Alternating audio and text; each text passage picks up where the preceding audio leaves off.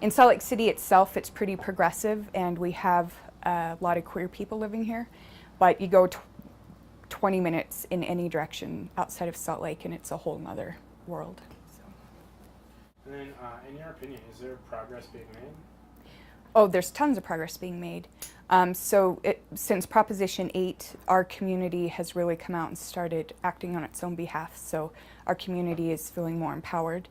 The trainings I talked about earlier that we're doing with child welfare and juvenile justice, there aren't many states that are doing that for their youth. A lot of child welfare systems are still trying to act like LGBT youth don't exist and aren't present in their systems. So that there's acknowledgement on some level and people are realizing they need to do something about that. I think there's progress. So it's better than it was when I was a kid. What advice would you give to members of the queer community as far as how do we win? How do we get to the place we want to be? That's a good question. I think younger people, a lot of times, the younger generation is more open.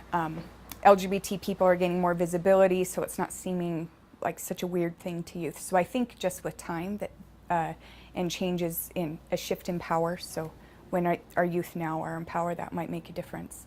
And empowering our youth right now is important. So I know that there's often so much focus on gay marriage and then all of our other issues are ignored.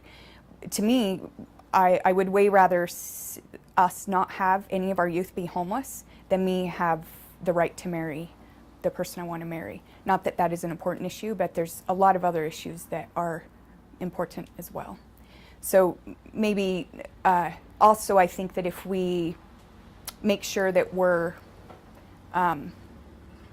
advocating for our entire community, so youth and transgender people, that would make a big difference too. So if we were all more unified in our movement and more aware of the different segments of our population.